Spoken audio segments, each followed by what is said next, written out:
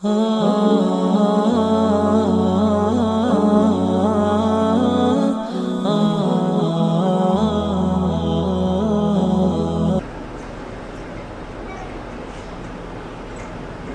بعد فأعوذ بالله من الشيطان الرجيم بسم الله الرحمن الرحيم شهر رمضان الذي أنزل فيه القرآن هدى للناس وبينات من الهدى والفرقان وقال الله تبارك وتعالى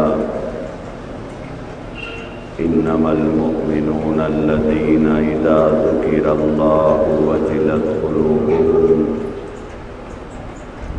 وإذا تليت عليهم آياته زادتهم إيمانا وعلى ربهم يتوكلون وقال النبي صلى الله عليه وسلم لا حسد إلا في اثنين رجل آتاه الله مالا فسلطه على هلكته في الحق ورجل آتاه الله القرآن يتلوه آناء الليل وآناء النهار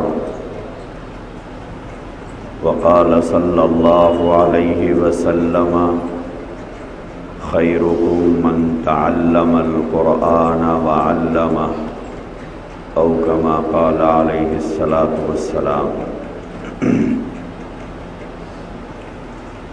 بزرگان محترم،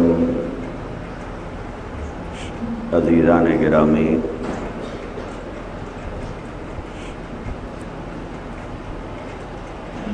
اللہ تبارک و تعالی نے اس دنیا کے اندر بے شمار لوگوں کو پیدا کیا ہے اور انسانیت کی تعداد اس دنیا کے اندر اتنی زیادہ ہے کہ اگر ان کی گنتی کرنا چاہے تو صحیح گنتی کا دعویٰ کوئی شخص نہیں کر سکتا۔ اتنی بڑی انسانیت کی تعداد اس دنیا کے اندر پائی جاتی ہے۔ اللہ تبارک و تعالیٰ کا نظام بھی یہ ہے کہ اللہ نے اتنے انگنت لوگوں کو پیدا کیا ہے، لیکن اس کے باوجود ایک انسان کی شکل دوسرے انسان سے مختلف بنائی ہے۔ ایک انسان کا قد دوسرے انسان کے قد سے مختلف ہے۔ ایک انسان کی جسامت دوسرے انسان کی جسامت سے بالکل الگ ہے۔ جہاں کہیں انسان اپنے جانے پہچانے آدمی کو دیکھ لیتا ہے تو وہ بغیر کسی شک اور شبے کے اسے آواز دیتا ہے اور پہچان لیتا ہے۔ اللہ تبارک و تعالیٰ نے ایک انسان سے دوسرے انسان کی شکل بالکل الگ بنائی ہے۔ اسی طرح اللہ تبارک و تعالیٰ نے ایک ہی ماں کے پیٹ میں پیدا ہونے والے ہر بھائی کی شکل دوسرے بھائی سے بالکل الگ بنائی ہے۔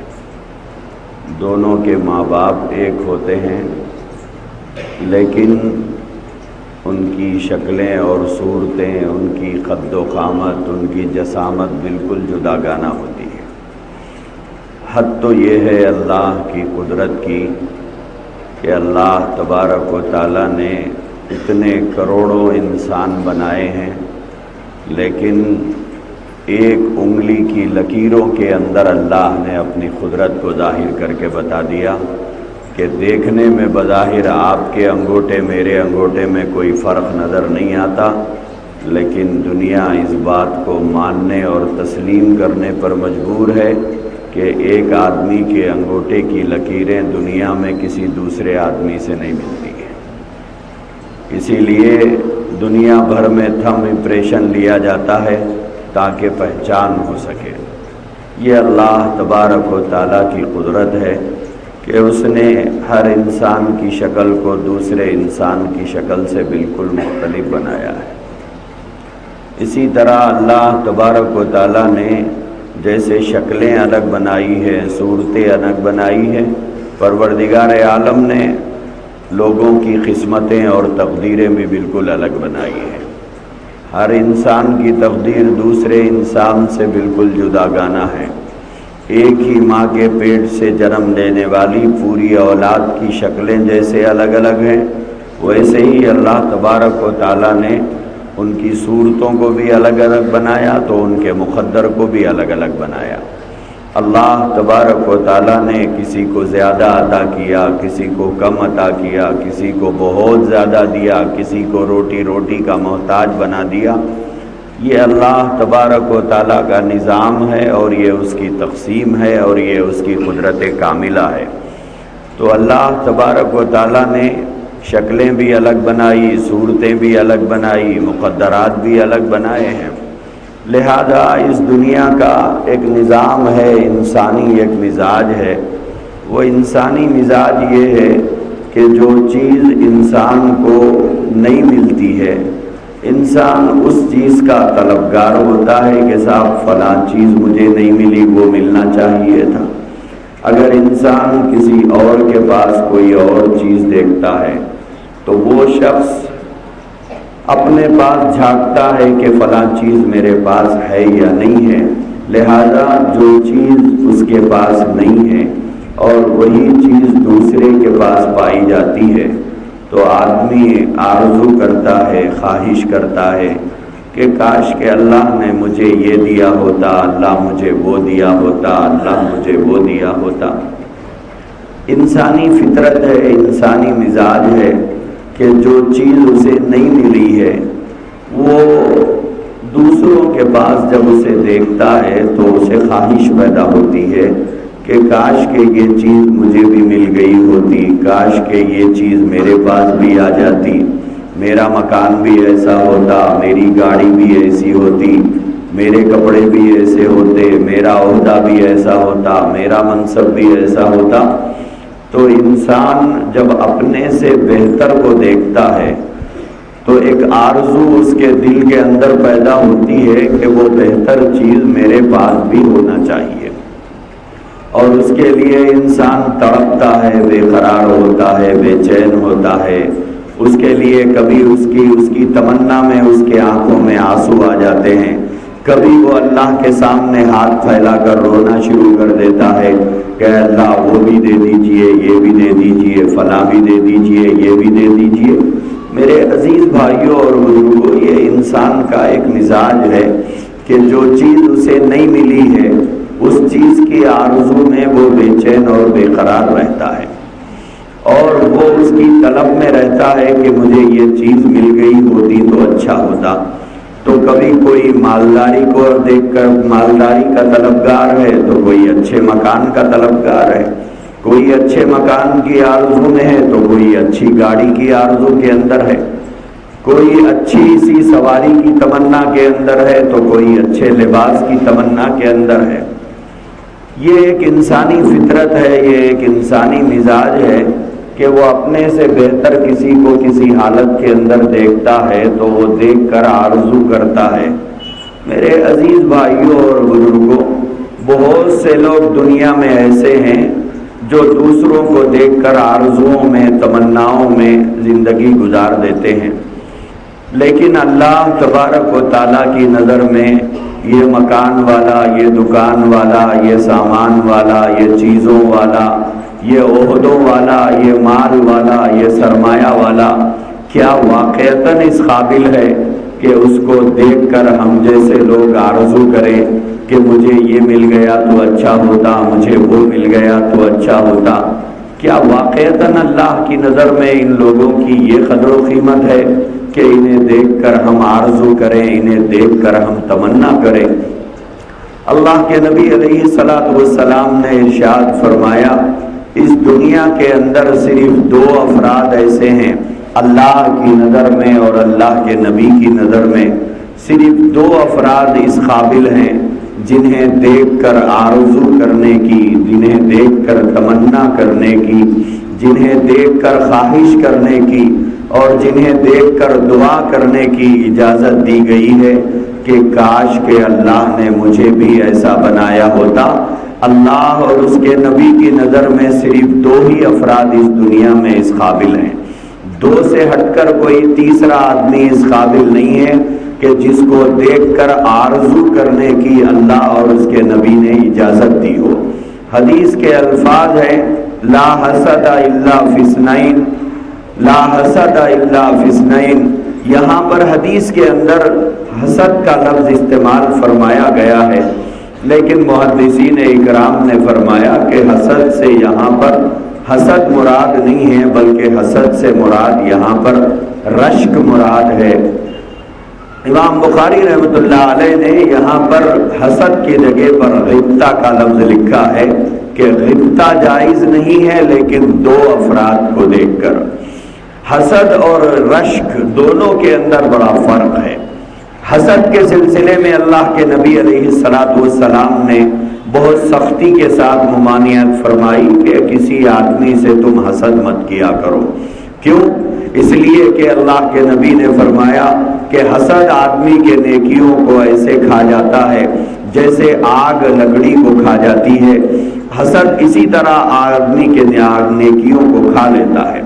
حسد کا معنی ہوتا ہے کسی آدمی کو اچھے پوزیشن میں دیکھ کر، کسی آدمی کو بہتر حالت کے اندر دیکھ کر یہ آرزو کرنا کہ کاش کہ یہ تباہ ہو جاتا اور یہ برباد ہو جاتا، اس کا منصب چھن جاتا، اس کا عہدہ لٹ جاتا، اس کی دکان کا دیوالیہ ہو جاتا، اس کو مکان خالی کر کے بیچ دینا پڑتا اور یہ ساری چیزیں میرے پاس آ جاتی اور یہ بیکار ہو جاتا۔ اس کا نام اسلام کے اندر حسد ہے۔ اللہ کے نبی نے فرمایا حاسد جنت میں بھی نہیں جائے گا، اور حاسد کے لیے فرمایا کہ اس کی نیکیاں حاسد کی نیکیاں ایسے جل جاتی ہیں جیسے لکڑی آگ کو جلا کر راکھ کر دیتی ہے۔ حسد کی تو اسلام میں کسی صورت اجازت نہیں ہے، البتہ رشک کی اجازت ہے۔ اللہ کے نبی نے فرمایا کہ صرف دو آدمی اس دنیا کے اندر قابل رشک ہے۔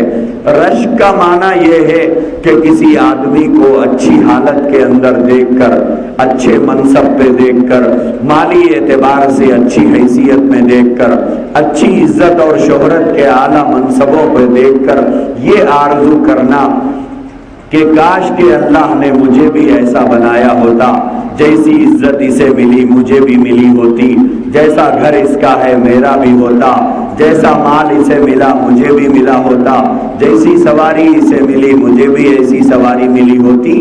اس کا نام رشک ہے۔ دوسرے کی نعمت کی سلامتی کی دعا کرتے ہوئے اپنے لیے اس چیز کو طلب کرنا، اس کا نام رشک ہے۔ اور دوسرے کی نعمت کی بربادی کی آرزو کرنا اور خود وہ چیز اپنے لیے طلب کرنا، اس کا نام حسد ہے۔ یہاں حدیث پاک کے اندر جو فرمایا لا حسد الا فی اثنین، رشک جائز نہیں ہے، لیکن دو چیزوں کے اندر رشک جائز ہے۔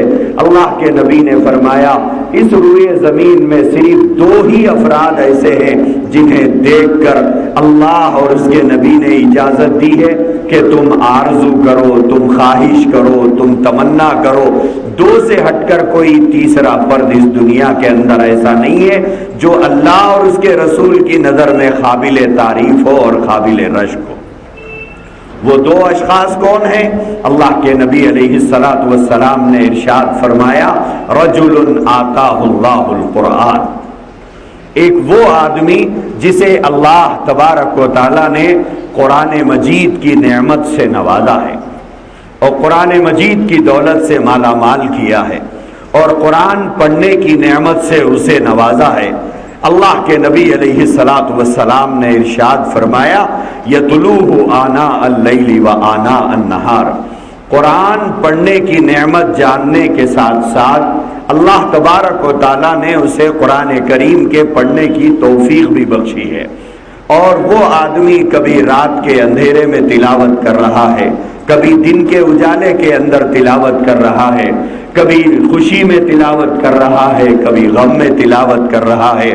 گویا اس نے قرآن مجید کی تلاوت کو اپنا مشغلہ بنا لیا ہے، اور قرآن مجید کی تلاوت اس کی زندگی کی مصروفیت ہے۔ کبھی نماز میں پڑھ رہا ہے تو کبھی خالی بیٹھ کر پڑھ رہا ہے، کبھی کھڑے ہو کے پڑھ رہا ہے تو کبھی بیٹھ کے پڑھ رہا ہے۔ اللہ کے نبی علیہ الصلاۃ والسلام نے ارشاد فرمایا، یہ آدمی کی بڑی حیثیت ہے اللہ کے پاس، اور اس آدمی کی بڑی قیمت ہے۔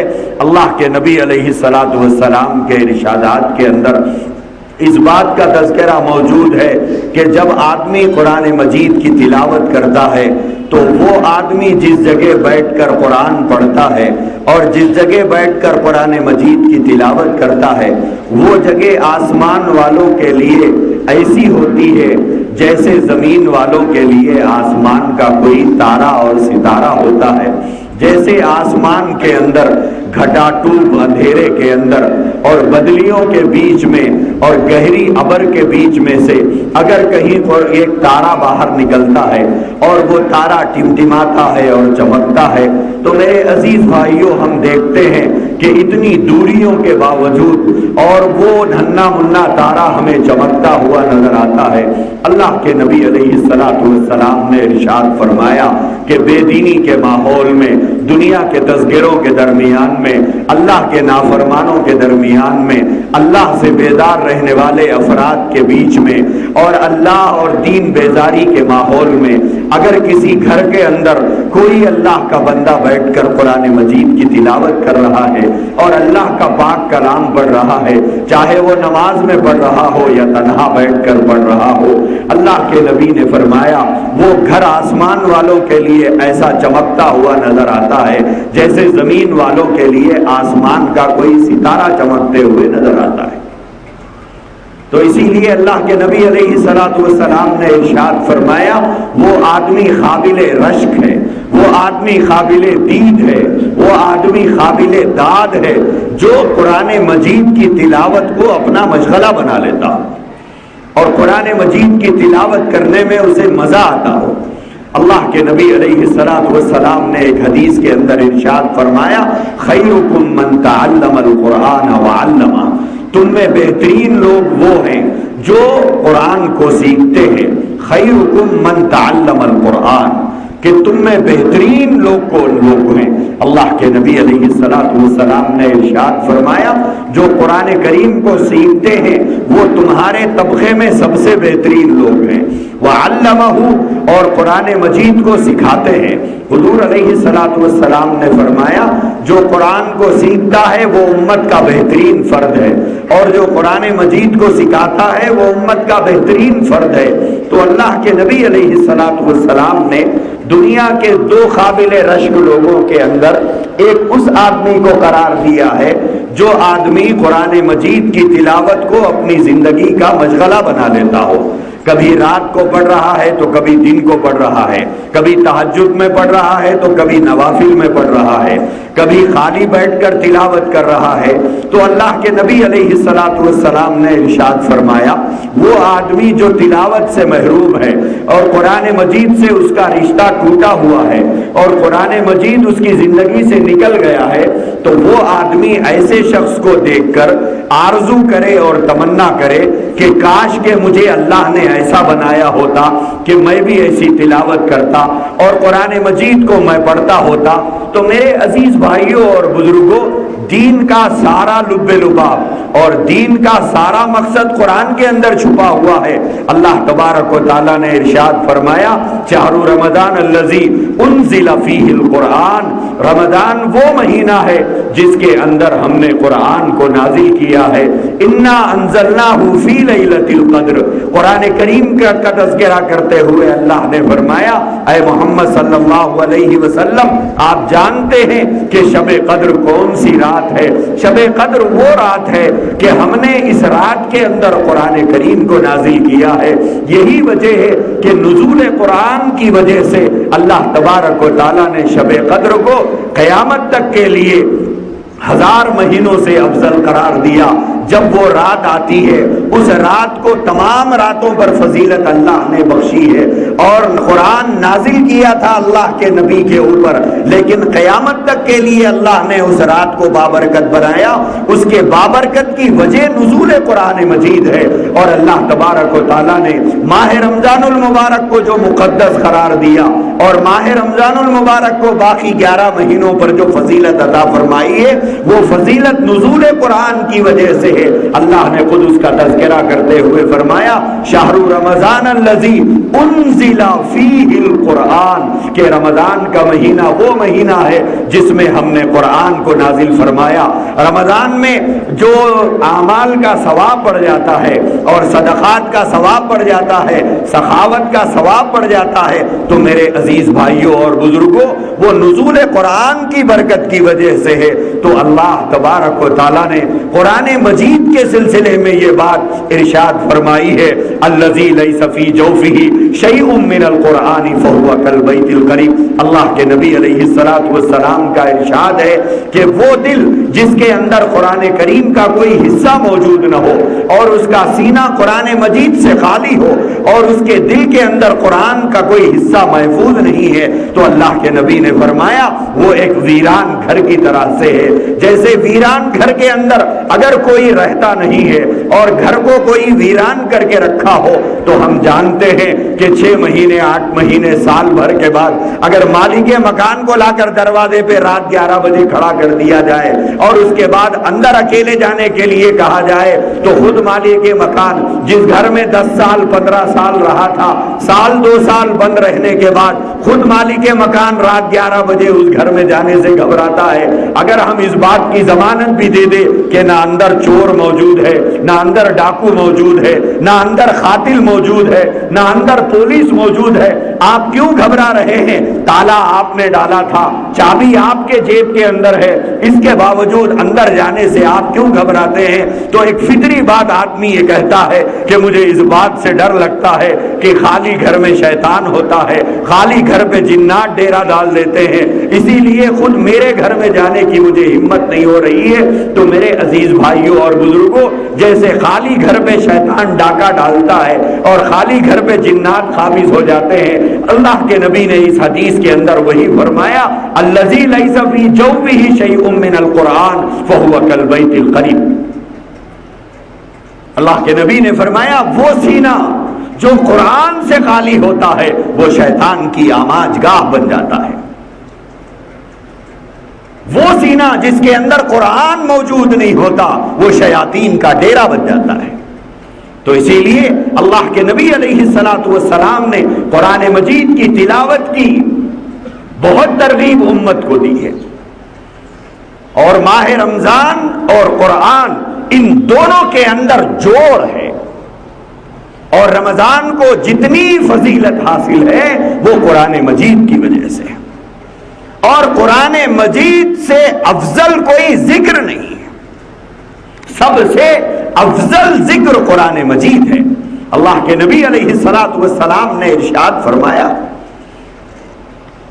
کہ اگر کوئی آدمی کو کثرت قرآن کی عادت ہے اور وہ کثرت سے قرآن پڑھنے کا عادی بن چکا ہے، دن رات وہ قرآن پڑھتا ہے، باقی نہ اللہ کا کوئی ذکر کرتا ہے، نہ وہ دعاؤں کا اہتمام کرتا ہے، صرف قرآن مجید پڑھتا ہے، باقی کوئی ذکر نہیں کرتا اور دعاؤں کا اہتمام نہیں کرتا، تو اللہ کے نبی علیہ الصلوۃ والسلام نے ارشاد فرمایا اللہ یہ فرماتے ہیں کہ میں اسے اتنا دوں گا کہ مانگنے والوں کو بھی اتنا نہیں دوں گا، کہ مانگنے والوں کو بھی اتنا نہیں ملے گا جتنا قرآن کی تلاوت کرنے والے کو اللہ دیتے ہیں۔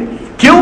ارشاد فرمایا کہ اللہ کے کلام کو باقی چیزوں کے اوپر ایسی ہی فضیلت حاصل ہے جیسے اللہ کو مخلوق پر فضیلت حاصل ہے۔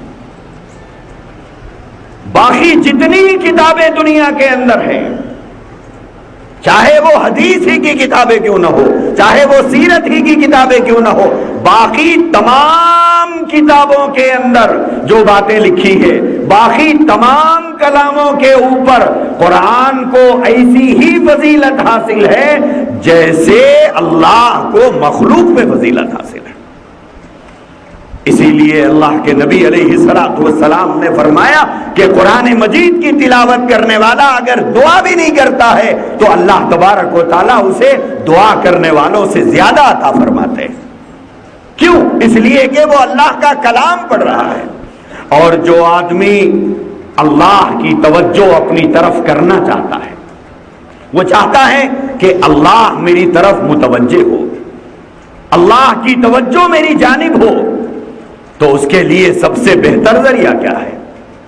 اللہ کے نبی علیہ الصلوۃ والسلام نے ارشاد فرمایا، جب کوئی شخص قرآن مجید پڑھتا ہے اور قرآن مجید کی تلاوت کرتا ہے تو اللہ تبارک و تعالی اس کی طرف ایسے متوجہ ہوتے ہیں اور اس کی طرف ایسی توجہ فرماتے ہیں جیسے کوئی گانا سننے کا شوقین،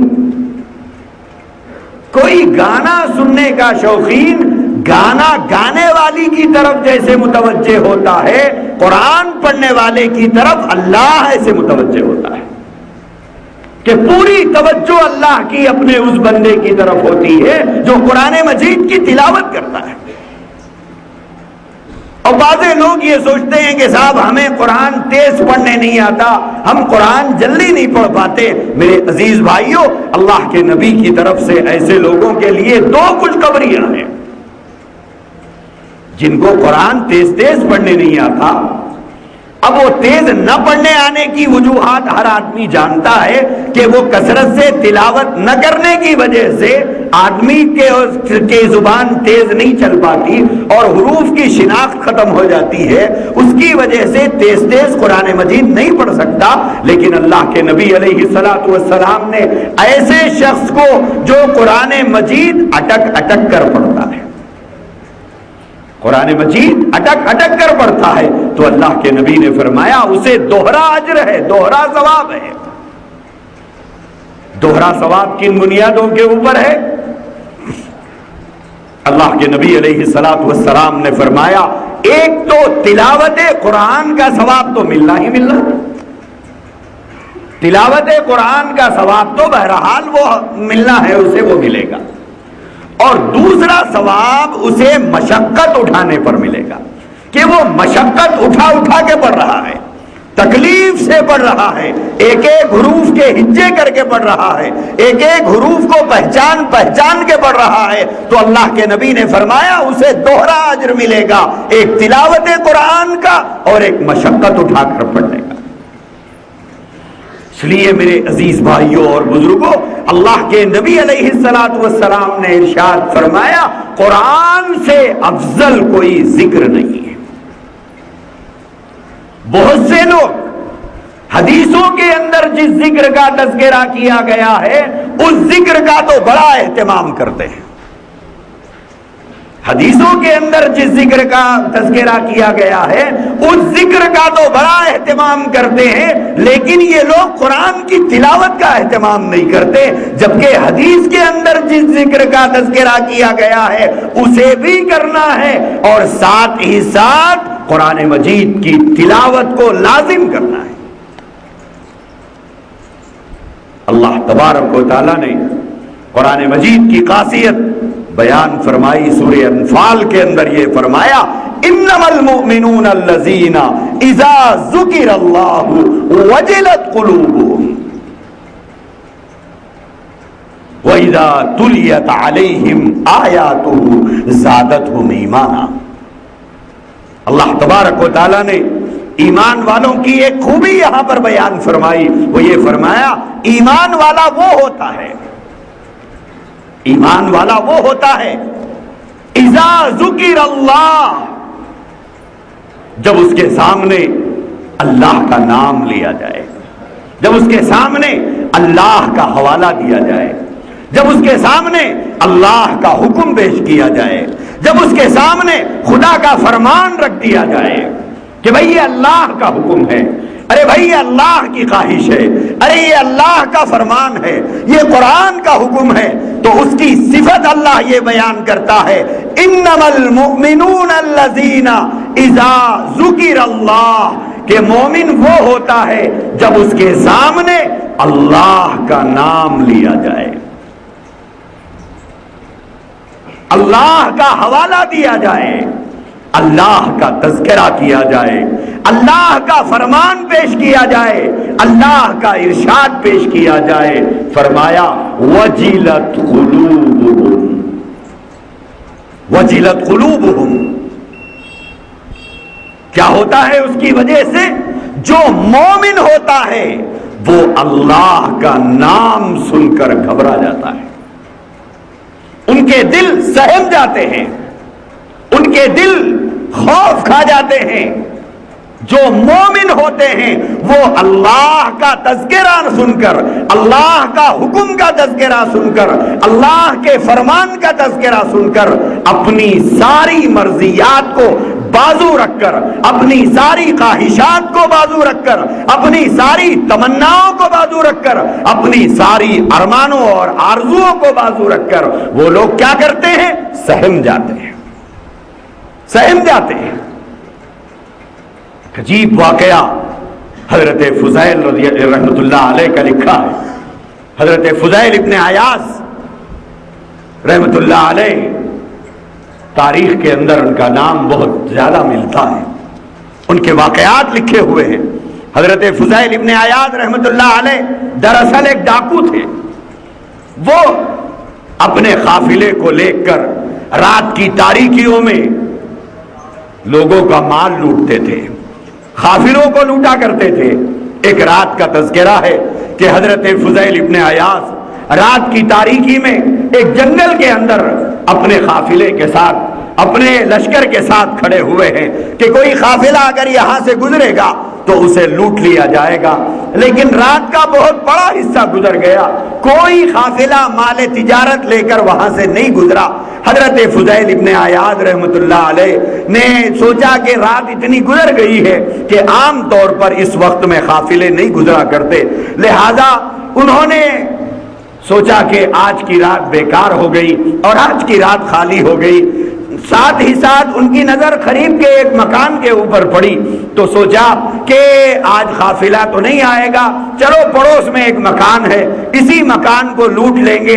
اور ساتھ میں پھر سوچا کہ مکان کو لوٹنے کے لیے پوری بٹالین کو لے جانے کی ضرورت نہیں ہے، تنہا میں اکیلا کافی ہوں، میرے مددگار پورے قریب میں کھڑے ہوئے ہیں، ضرورت پڑی تو آواز دے دوں گا۔ لہذا اکیلے وہاں پر پہنچ گئے اور رات کی تاریکی میں دیوار کو پھلانگ کر اندر داخل ہوئے۔ جب اندر داخل ہوئے تو پورا گھر سامان سے لدا ہوا ہے اور تمام آسائش کی چیزیں اس جنگل کے اندر، اس مکان کے اندر رکھی ہوئی ہیں، اور اتفاق ایسا ہے کہ گھر کے اندر کوئی مرد آدمی نہیں ہے، تنے تنہا ایک عورت ہے اور انتہائی حسین اور خوبصورت ہے، اور وہ بستر پہ سوئی ہوئی ہے۔ فضیل ابن عیاض کے خیالات بدل گئے، فضیل ابن عیاض کے تصورات بدل گئے، ان کی آرزوئیں میں تبدیلی آ گئی۔ سوچا کہ مال تو روز ہی مل جاتا ہے، دولت تو روز ہی میں حاصل کر لیتا ہوں، قافلے آج نہیں کل گزریں گے، قافلے آج نہیں کل گزریں گے تو مال تو کل بھی مل سکتا ہے، پرسوں بھی مل سکتا ہے، لیکن یہ زرین موقع اور یہ حسین موقع پھر ہاتھ نہیں آتا کہ عورت بار بار نہیں ملا کرتی۔ لہذا فضیل ابن عیاض نے اسی رات کی تاریکی میں یہ فیصلہ کیا کہ آج مال نہیں لوٹنا ہے بلکہ آج اس عورت کی عزت پہ ڈاکہ ڈالنا ہے، آج مال پہ ڈاکہ نہیں عزت پہ ڈاکہ ڈالنا ہے، آج مال پہ نہیں عفت و عصمت پہ ڈاکہ ڈالنا ہے۔ اسی ارادے سے فضیل ابن عیاض آگے بڑھنے لگے۔ جب آگے بڑھے تو رات کی تاریکی اور اندھیرے میں ان کے کانوں میں قرآن مجید کی تلاوت کرنے والے کی آواز پہنچی۔ اس جنگل و بیابان کے اندر اور اس میدان کے اندر جہاں پر پرندے اور چرندے رہتے تھے، انسانوں کا کوئی تصور نہیں تھا، صرف یہی ڈاکوؤں کی ٹولی اس میدان میں بری نیتوں اور بری ارادوں کے ساتھ رہتی تھی۔ لہذا فضیل ابن عیاض رحمۃ اللہ علیہ جب اس عورت کی طرف بڑھنے لگے تو کوئی تلاوت کرنے والا اس رات کی تاریکی میں قرآن مجید کی یہ آیت تلاوت کر رہا ہے کہ الم یأن للذین آمنوا ان تخشع قلوبہم لذکر اللہ، کہ ایمان والوں کے لیے کیا وہ وقت ابھی نہیں آیا کہ اللہ کے نام سے اور اللہ کے تذکرے سے ان کے دل کانپ اٹھے اور اللہ کے عذاب کے خوف سے ان کے دل کانپ اٹھے۔ حضرت فضیل ابن عیاض کہتے ہیں کہ جب میرے کانوں کے اندر یہ آواز پڑی کہ کوئی اللہ کا نام لے کر حوالہ دے رہا ہے، کوئی اللہ کے حوالے سے بات کر رہا ہے، کوئی پیدا کرنے والے خالق و مالک کا حوالہ دے رہا ہے، کوئی روز جزا کے مالک کا حوالہ دے کے بات کر رہا ہے، کوئی زمین و آسمان کے مالک کا حوالہ دے کے بات کر رہا ہے۔ الم یعن للذین آمنوا ان تخشع قلوبہم لذکر اللہ، کہ اللہ کے ذکر سے اور اللہ کے نام سے کیا ایمان والوں کے لیے وہ وقت نہیں آیا کہ ان کے دل خدا کا تذکرہ سن کر اور خدا کا نام سن کر کانپ جائیں؟ کیا ابھی وہ وقت نہیں آیا؟ برس ہا برس کے ڈاکو فضیل ابن عیاض کو جب تلاوت کرنے والے نے اللہ کے حوالے سے ایک بات پہنچائی، اللہ کے حوالے سے بات پہنچائی، حضرت فضیل ابن عیاض کہتے ہیں کہ اس رات کے اندھیرے، تنہائی اور تاریکی میں جہاں گناہ کا سارا سامان میرے لیے موجود تھا، لیکن اللہ کا نام اور اللہ کا تذکرہ سن کر میرا دل کانپ اٹھا، اور کہتے ہیں کہ میرے بڑھتے ہوئے قدم رک گئے، میرے ارادوں میں تبدیلی آ گئی اور میری خواہشات مان پڑ گئی، میری تمنائیں اپنی جگہ سرد ہو گئی، اور بڑھتے ہوئے قدم میں نے پیچھے کی طرف لوٹا لیا۔ میرے آنکھوں کے اندر فطرت کے آنسو چمک اٹھے اور خوف سے آنسوؤں کی لڑیاں رخساروں پہ بہنے لگی۔ فضیل ابن عیاض نے وہی کھڑے ہو کر اللہ کے سامنے توبہ کی کہ پروردگار عالم، آج تک جو خطا ہو گئے مجھے معاف فرما دیجئے، آج کے بعد فضیل اپنی زندگی میں تبدیلی لائے گا۔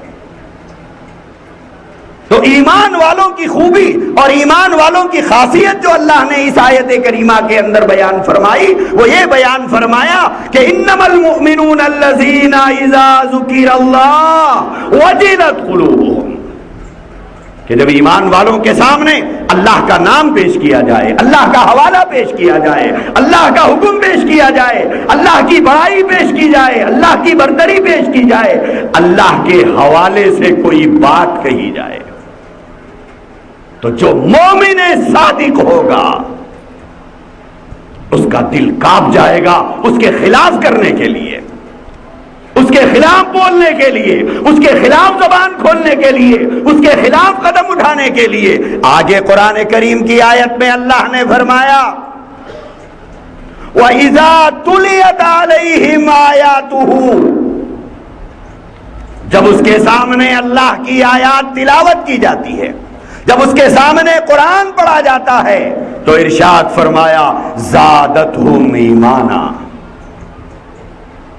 ہر چیز کسی چیز کی وجہ سے بڑھتی ہے، کسی چیز کی وجہ سے اس میں گروتھ ہوتی ہے۔ وہ چیز کہ اگر پانی آپ جھاڑ میں ڈالیں گے تو جھاڑ بڑھتا ہے، مرغی کو فیڈ ڈالیں گے تو اس کا جسم موٹا ہوتا ہے۔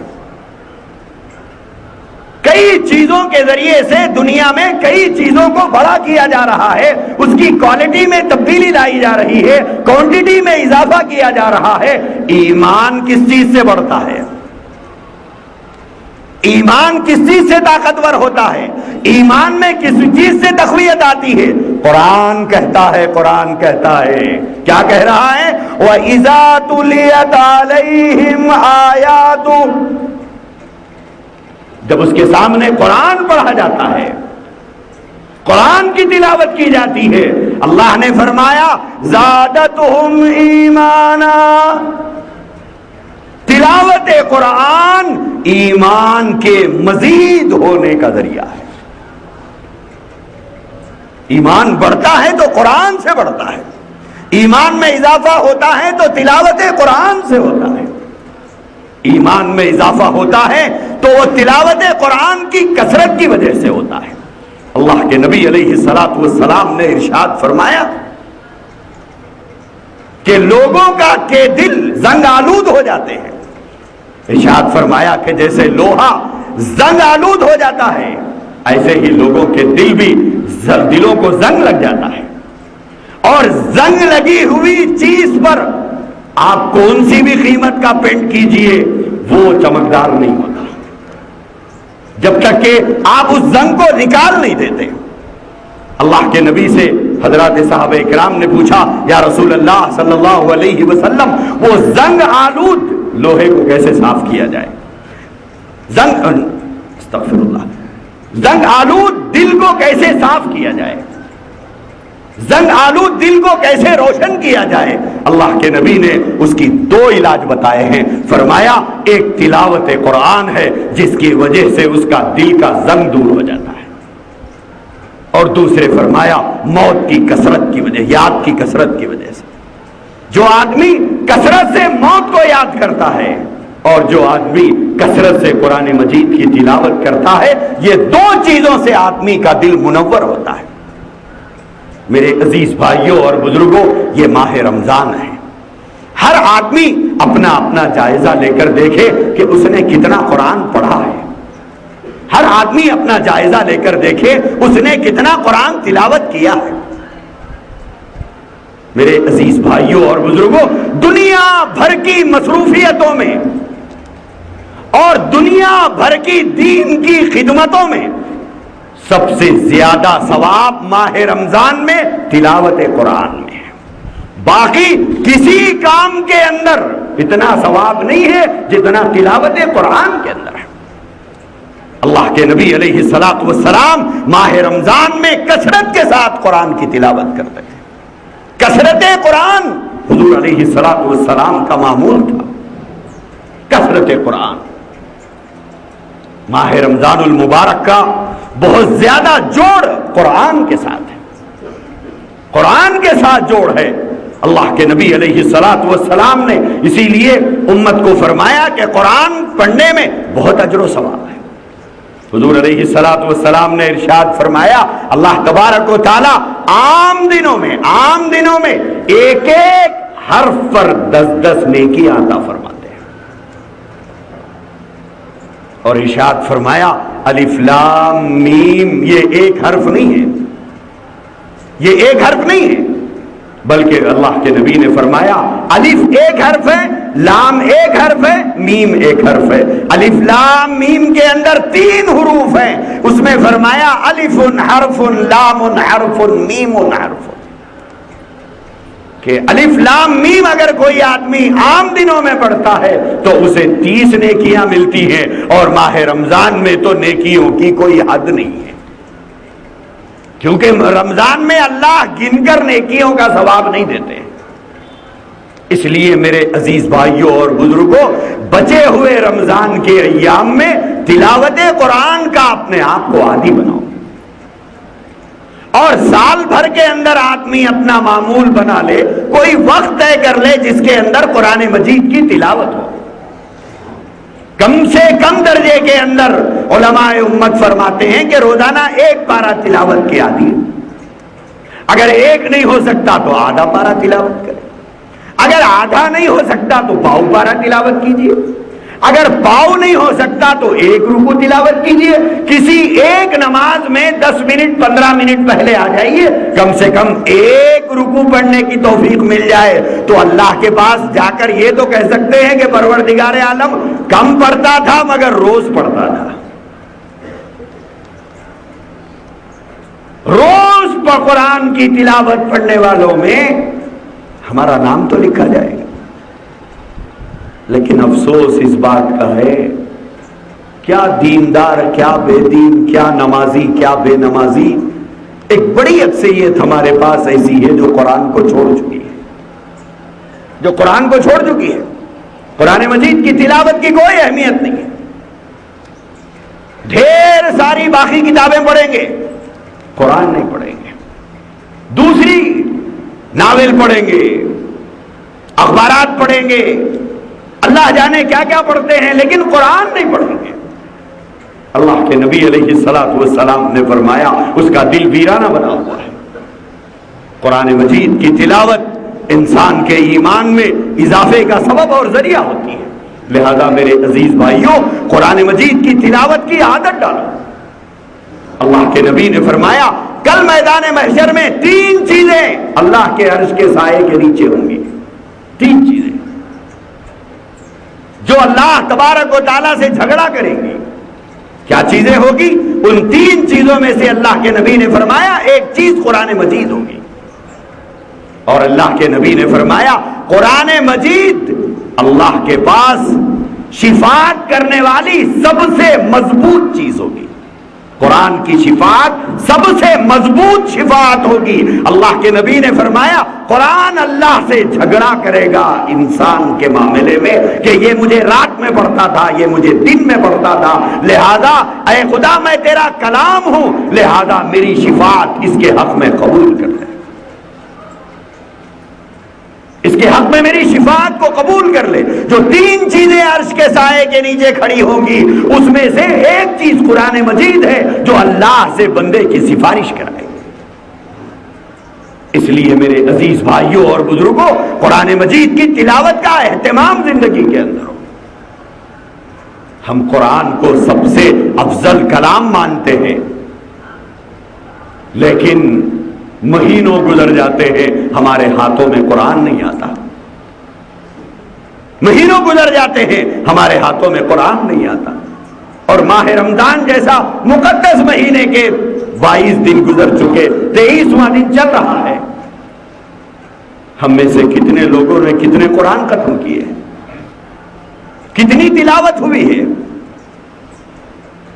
ہر آدمی اپنا جائزہ لے کر اپنے بارے میں سوچ سکتا ہے کہ قرآن کے ساتھ میرا برتاؤ کیا ہے, قرآن کے ساتھ میرا سلوک کیا ہے, قرآن سے میں نے کتنا رشتہ قائم کیا ہے. حد تو یہ ہے کہ ماں باپ دنیا سے گزر گئے ہیں, پال کر پوس کر بڑا کر کے اپنی زندگی کا خون پسینے کی شکل میں بہا کر اپنی پاک کمائی سے اولاد کو پال پوس کے کھلا پلا کر انہیں قدموں پہ کھڑے کر کے خبروں میں پہنچ گئے ہیں. لیکن ہم میں سے کتنے لوگ ہیں جنہیں اس ماہ رمضان میں ماں باپ, گزرے ہوئے ماں باپ یاد آتے ہیں, اور کچھ خیرات ان کے نام پر, کچھ صدقہ ان کے نام پر, اور ساتھ ہی ساتھ کچھ قرآن مجید کی تلاوت کر کے ان کی روحوں کو اس کا ثواب پہنچانا, ان کی روحوں کو اس کا ثواب پہنچائے. ہم میں سے کتنے لوگ ہیں, کیا ماں باپ کا اتنا بھی حق نہیں ہے کہ سال میں ایک مرتبہ, آخری درجہ ہے, آخری درجہ, آخری درجہ بتا رہا ہوں میں, آخری درجہ یہ ہے کہ سال میں ایک مرتبہ کم سے کم ایک قرآن رمضان میں اپنے باپ کے لیے, ایک قرآن رمضان میں اپنی ماں کے لیے. کیا ان مرحوم والدین کا اتنا بھی حق ہمارے اوپر نہیں ہے؟ لوگ حافظوں کو تلاش کرتے ہیں ماں باپ کے نام سے قرآن پڑھنے کے لیے, کہ حافظ صاحب ہم آپ کی خدمت کریں گے, آپ کو ہدیہ دیں گے, آپ ایک قرآن پڑھیے ہمارے ابا کے نام سے, ایک قرآن پڑھیے ہماری اماں کے نام سے. ماں باپ کی محبت اور ماں باپ کا تعلق پیسوں میں تولا جا رہا ہے. میرے عزیز بھائیوں اور بزرگوں, اولاد سب سے زیادہ حقدار ہے ماں باپ کو ثواب پہنچانے کی. حد تو یہ ہے, فقہ کی کتابوں کے اندر مسئلہ لکھا ہوا ہے کہ باپ کا اگر انتقال ہو جائے, ماں کا اگر انتقال ہو جائے تو جنازہ پڑھانے کا حکم اور حقدار بیٹا ہے.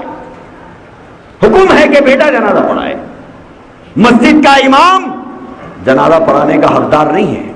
اگر بیٹا یہ کہے کہ میں جنازہ پڑھاؤں گا, مسجد کا امام نہیں کہہ سکتا کہ نہیں میں پڑھاؤں گا, میں مسجد کا امام ہوں, میں مسجد کا خطیب ہوں. نہیں, مسجد کے امام کو, مسجد کے خطیب کو یہ کہنے کا حق نہیں ہے کہ میرے رہتے ہوئے آپ کون ہوتے ہیں پڑھانے کے. نہیں, بیٹے کو ولی اقرب کہا جاتا ہے اور ولی بیٹا ہوتا ہے, اور نماز جنازے کے پڑھانے کا حق بیٹے کو حاصل ہے.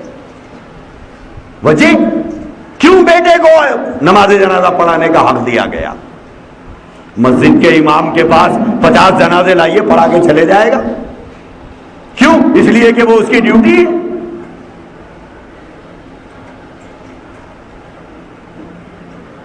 جس باپ کا جنازہ رکھا ہے اس کے بیٹے کی تڑپ, اس کے بیٹے کا غم امام کے دل میں نہیں پیدا ہوتا. جو غم بیٹے کو ہوتا ہے, جو صدمہ بیٹے کو ہوتا ہے, جو تکلیف بیٹے کو ہوتی ہے, جدائی کا جو غم بیٹے کو ہوتا ہے, وہ غم مسجد کا امام نہیں لا سکتا. کیونکہ اس دن بیٹے کا دل زخموں سے چور ہوتا ہے، اس کا بیٹے کا دل رنجیدہ ہوتا ہے، بیٹے کا دل غمزدہ ہوتا ہے، اس کی آنکھوں سے آنسو نکلنے کے بہت امکانات ہوتے ہیں۔ تو جس طرح تڑپ کر وہ اپنے رب کو اللہ اکبر کے ساتھ پکار سکتا ہے، مسجد کا امام وہ تڑپ نہیں لا سکتا۔ اس لیے بیٹا حقدار ہے۔ اگر رمضان میں آپ کسی حافظ کو انگیج کریں اور اسے مقرر کریں باپ کے ماں کے نام سے قرآن پڑھنے کے لیے، وہ پڑھ تو دے گا لیکن وہ دل نہیں لا سکے گا جو دل آپ کے سینے میں ہے۔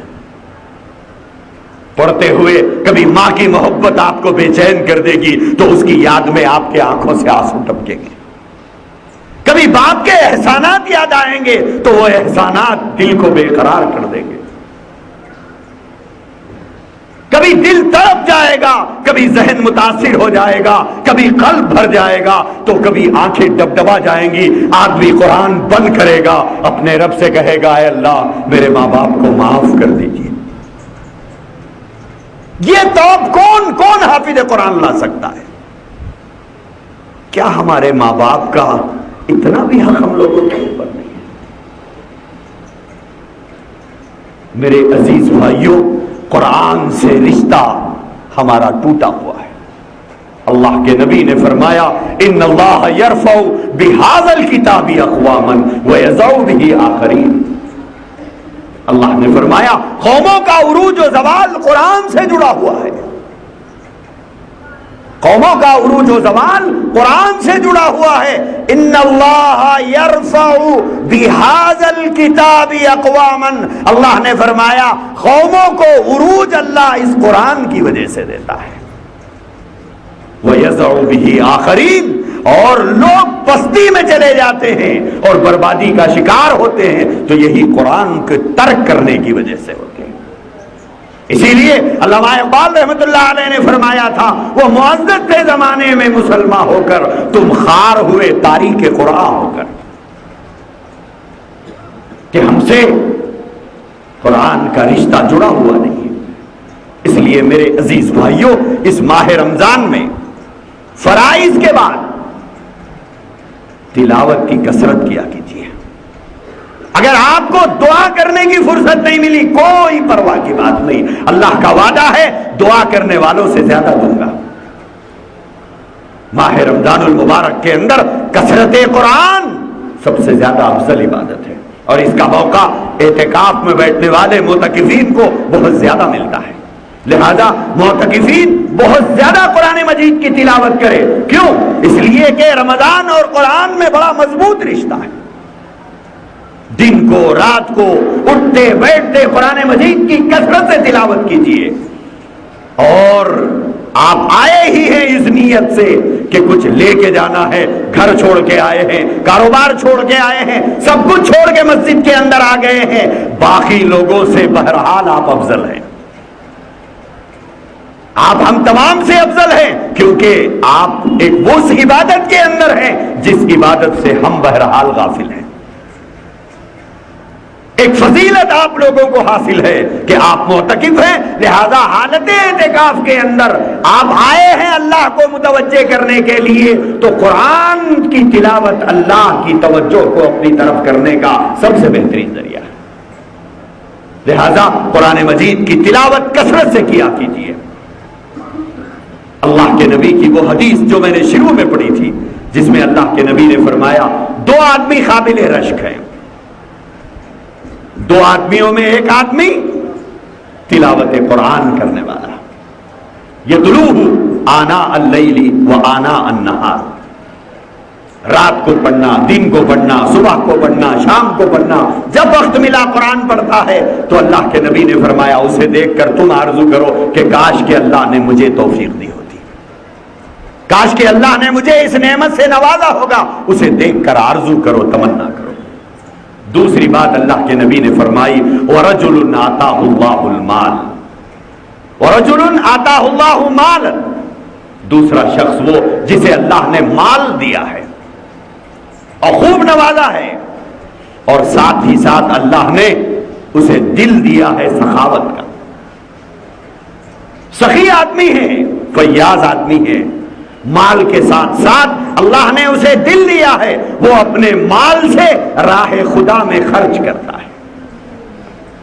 فَسَلَّتَهُ عَلَى هَلَكَتِهِ فِي الْحَقِّ، اللہ کے نبی نے فرمایا وہ راہ خدا میں دل کھول کے خرچ کرتا ہے، دل کھول کے خرچ کرتا ہے، یہ سوچ کر خرچ کرتا ہے کہ یہ پیسہ میں اپنے ماں کے پیٹ سے نہیں لایا، نہ ہی یہ پیسہ میں قبر کی گود میں لے جاؤں گا، یہ پیسہ تو اللہ کا دیا ہوا ہے اور اللہ نے مجھے عطا کیا ہے۔ میرا یہ بھائی مجھ سے زیادہ قابل ہے لیکن اسے نہیں دیا، میری یہ بہن مجھ سے زیادہ تعلیم یافتہ ہے مگر اسے نہیں دیا، میرا دوست مجھ سے بڑی ڈگری رکھتا ہے مگر اسے نہیں دیا، میرا فلاں بھائی مجھ سے زیادہ بڑے عہدے پر ہے لیکن اس کے پاس اتنا پیسہ نہیں ہے۔ اللہ کا احسان ہے کہ اس نے مجھے دیا ہے، ورنہ قابلیت کی بنیاد پر ملتا تو میرا بھائی مجھ سے زیادہ قابل ہے، سرٹیفکیٹوں کی بنیاد پر ملتا تو میرے بھائی کے پاس مجھ سے زیادہ سرٹیفکیٹ ہیں، اگر ہوشیاری کی بنیاد پر ملتا تو میرا بھائی مجھ سے زیادہ ہوشیار ہے، لیکن اللہ نے انہیں نہیں دیا، مجھے دیا تو کچھ تو کمال ہے۔ اللہ کے نبی علیہ الصلوۃ والسلام نے فرمایا وہ آدمی مالدار ہونے کے ساتھ ساتھ اس کے اندر سخاوت کا جذبہ ہے، کیا کرتا ہے؟ فَصَلَّتَهُ عَلَى هَلَكَتِهِ فِي الْحَقِّ، وہ راہ خدا میں اپنا مال خیرات کرتا ہے، خرچ کرتا ہے اور بے دریغ خرچ کرتا ہے۔ اب ایک آدمی وہ ہے جو محروم ہے مال سے، محروم ہے دولت سے، محروم ہے زر اور زمین سے، اس مالدار کو دیکھ کر اللہ کے نبی نے فرمایا اسے دیکھ کر آرزو کرو کتنا پیارا انسان ہے وہ، دیکھو وہ کیسے مال کو راہ خدا میں خرچ کر رہا ہے، کیسے وہ مال کو آخرت کا سامان بنا رہا ہے، کیسا وہ اسلام کی ترقی کے لیے، اسلام کی سربلندی کے لیے، ایمان کی حفاظت کے لیے، اللہ کے گھروں کی خدمت کے اندر یتیموں کو دیکھو، بیواؤں کو دیکھو، مجبوروں کو دیکھو، معذوروں کو دیکھو، کیسی وہ خدمت کر رہا ہے۔ اللہ کے نبی نے فرمایا وہ آدمی جو محروم ہے اسے دیکھ کر آرزو کرے کہ کاش کہ اللہ نے مجھے بھی پیسہ دیا ہوتا تو میں بھی ایسا ہی خرچ کرتا جیسے یہ خرچ کر رہا ہے۔ اللہ کے نبی نے فرمایا اس دنیا کے اندر یہ دو سے ہٹ کر تیسرا کوئی آدمی ایسا نہیں ہے جسے دیکھ کر رشک کرنے کی اجازت دی گئی ہو۔ یہ دو آدمی اللہ اور اس کے رسول کی نظر میں قابل رشک ہیں، جنہیں دیکھ کر آرزو کرنے کی، تمنا کرنے کی اللہ اور اللہ کے رسول نے اجازت دی ہے۔ لہذا یہ دو چیزیں بھی ہماری زندگی کے اندر ہونا چاہیے، ایک ہے تلاوت قرآن مجید اور دوسرا مالدار کو تو دینا ہی دینا ہے، لیکن ہر صاحب ثروت کو، ہر صاحب دولت کو بہرحال اپنے زکوٰۃ اور صدقات تو دینا ہی دینا ہے، لیکن عام آدمی کے لیے کیا حکم ہے؟ کیا وہ سخاوت سے فرار اختیار کر لے؟ نہیں، قرآن مجید کہتا ہے وَمِمَّا رَزَقْنَاهُمْ يُنْفِقُونَ، اللہ تبارک و تعالیٰ نے تمہیں جو کچھ دیا ہے اس میں سے تم بھی خیرات کرو۔ اگر لکھپتی لاکھوں خیرات کر رہا ہے تو غریب آدمی 2 روپے تو خیرات کر سکتا ہے، 10 روپے تو خیرات کر سکتا ہے۔ اللہ تبارک و تعالیٰ نے فرمایا جو کچھ میں نے تمہیں دیا ہے، جو کچھ میں نے تمہیں عطا کیا ہے اس میں سے راہ خدا میں خرچ کرنے کی عادت ڈالو۔ اور اللہ کا نظام بڑا عجیب ہے کہ جو چیز انسان جتنی مقدار میں خرچ کرتا ہے، خرچ جتنا ہوتا ہے آمد بھی اسی اعتبار سے ہوتی ہے، اور جب خرچ کے راستے بند ہو جاتے ہیں تو آمد کے راستے بھی بند ہو جاتے ہیں۔ آپ دیکھیے رمضان کا مہینہ ہے، بازار میووں سے سجے ہوئے ہیں، بازار میووں سے، پھلوں سے سجے ہوئے ہیں، روزانہ لاکھوں مسلمان لاکھوں کا میوہ خرید رہے ہیں۔ دوسرے دن صبح بازار جائیے تو صبح پھر منڈیاں لدی ہوئی ہیں، تیسرے دن جائیے پھر لدے ہوئے ہیں، لیکن عید کے دوسرے دن آپ دیکھیے کہیں آپ کو نظر آئیں گے یہ بازار سجے ہوئے نظر نہیں آئیں گے۔ بڑی حیرت ہوتی ہے دیکھ کر، کیا جھاڑوں کو پھل لگنا بند ہو جاتے ہیں جو بازار میں نہیں آتے؟ کیا جھاڑوں کو پھل لگنا بند ہو جاتے ہیں جو دوسرے ہی دن سے بازار سے ساری چیزیں غائب ہو جاتی ہیں۔ میرے عزیز بھائیوں، اللہ کا نظام ہے، جس چیز کی مقدار میں ضرورت ہوتی ہے اس کی پیداوار مقدار میں اللہ کراتے ہیں۔ تو جتنا خرچ ہوتا ہے آمد بھی اللہ اسی طرح کی کرتے ہیں۔ تو جو آدمی اللہ کی ذات عالی پر یقین رکھتے ہوئے خرچ کرنے کا عادی بن جاتا ہے، یہ نہیں سوچنا چاہیے کہ آج کے میں لکھپتی ہوتا تو لاکھوں خرچ کرتا، میں کروڑ پتی ہوتا تو کروڑوں خرچ کرتا، یہ نہیں سوچنا چاہیے۔ یہ سوچنا چاہیے کہ اللہ نے مجھے جو کچھ دیا ہے اس میں سے میں خرچ کروں گا اور یہی دینا میرے لیے حکم ہے۔ مثال دی جاتی ہے اس کی، جیسے کنواں ہے،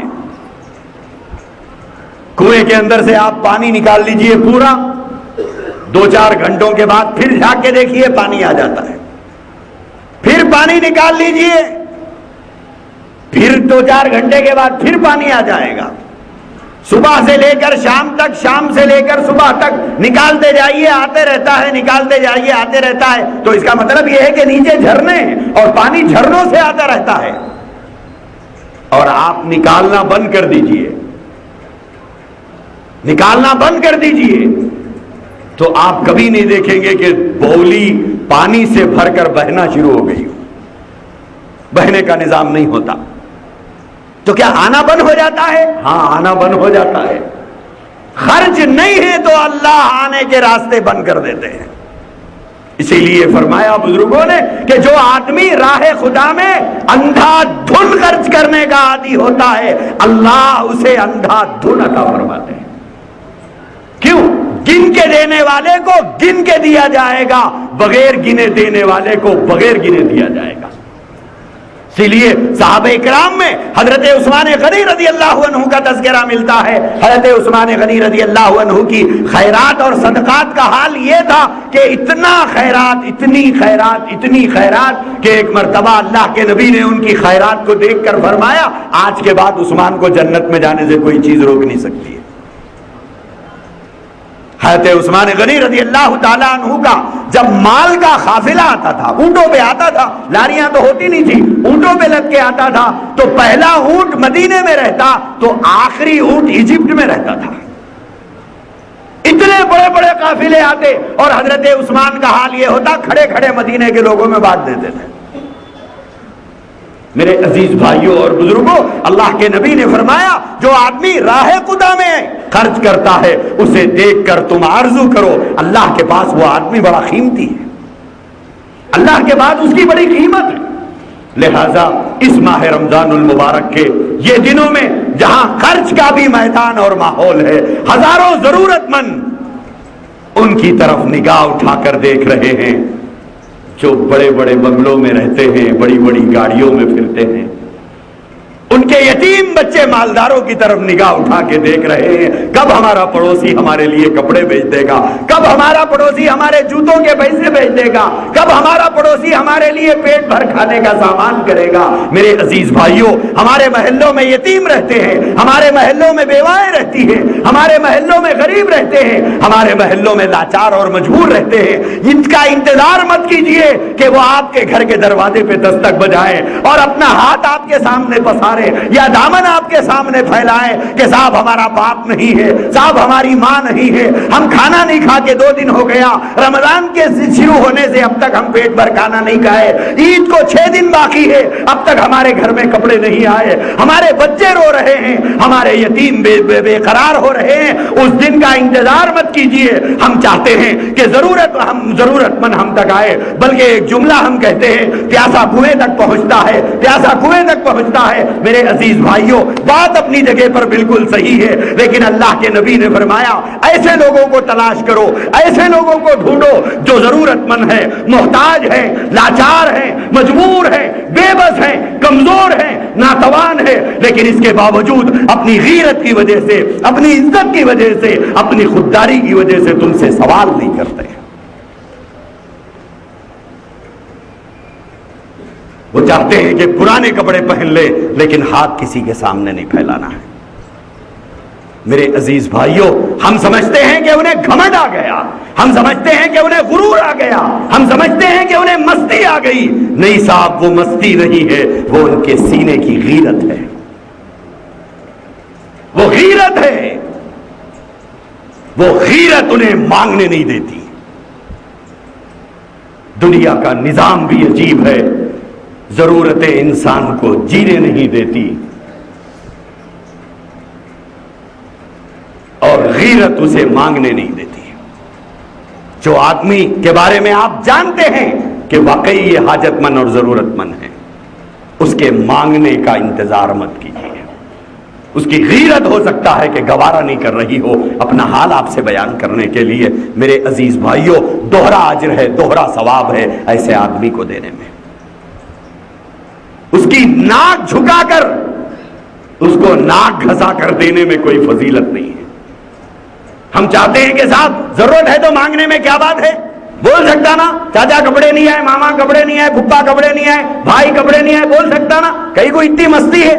نہیں صاحب، اس کا نام مستی نہیں ہے، اس کی غیرت گوارا نہیں کرتی ہے۔ وہ سوچتا ہے کہ میں 22 سال کا کڑیل جوان ہوں، میں 25 سال کا طاقتور آدمی ہوں، میں کیسے سوال کروں، میں کیسے مانگوں؟ غیرت اسے مانگنے نہیں دیتی۔ ہم سمجھتے ہیں کہ اسے غرور ہے، وہ غرور نہیں ہے، وہ غیرت ہے۔ وہ غرور نہیں ہے، وہ اس کی خودداری ہے۔ وہ یہ سوچتا ہے عید کو پرانے کپڑے پہن لینا بہتر ہے، لیکن کسی کے سامنے ہاتھ پسارنا مناسب نہیں۔ لہذا ماہ رمضان المبارک کے اس مہینے میں جبکہ عید کی آمد ہے، ہمارے گھروں میں جن کے بچوں کے کپڑے آ گئے ان کے چہروں پہ ایک مسکراہٹ ہے، ایک خوشی ہے، ان کے چہروں پہ خوشی تمتما رہی ہے کہ رات چپل بھی آ گئے، کپڑے بھی آ گئے، چوڑیاں بھی آ گئی، بالیاں بھی آ گئی، مہندی بھی گھر پہنچ چکی ہے، عید کو اب 6 دن ہے، 7 دن ہے، انتظار کر رہے ہیں۔ لیکن کتنے یتیم ایسے ہوں گے جن کے آنکھوں میں ابھی بھی آنسو ہیں۔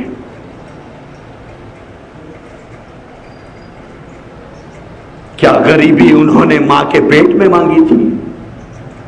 کیا مفلسی کا انہوں نے ماں کے پیٹ میں سوال کیا تھا؟ نہیں صاحب، یہ سب مقدر کے مارے ہیں، یہ سب مقدر کے مارے ہیں۔ قسمت نے انہیں یہاں ٹھہرا کیا ہے، ورنہ اچھا کھانا، اچھا پہننے کی آرزو تو ان کے سینوں میں بھی ہوتی۔ لہذا ہم اپنے دست سخا دراز کریں، اپنا ہاتھ پھیلائیں اور ان کے گھروں میں اور ان کے یتیم بچوں کے چہروں پہ خوشی لا دیجئے۔ اللہ کے نبی نے فرمایا جس گھر میں یتیم ہوتا ہے، جس گھر میں یتیم ہوتا ہے، اگر اس گھر میں اس یتیم کے ساتھ بہترین سلوک کیا جاتا ہے، اللہ کے نبی نے فرمایا اس روئے زمین کا سب سے بہترین گھر ہے وہ،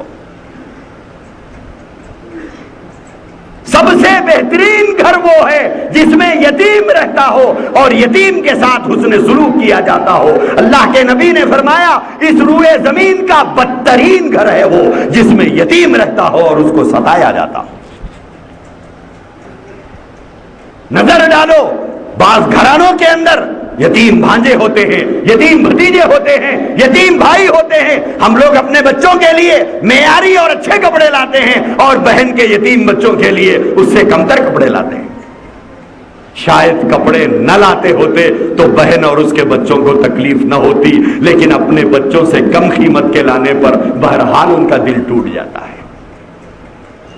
میرے عزیز بھائیوں اور بزرگوں، ماہ رمضان المبارک کی مناسبت سے یہ حدیث کتنا فٹ ہوتی ہے۔ ایک تلاوت قرآن کی کثرت اور دوسرے سخاوت۔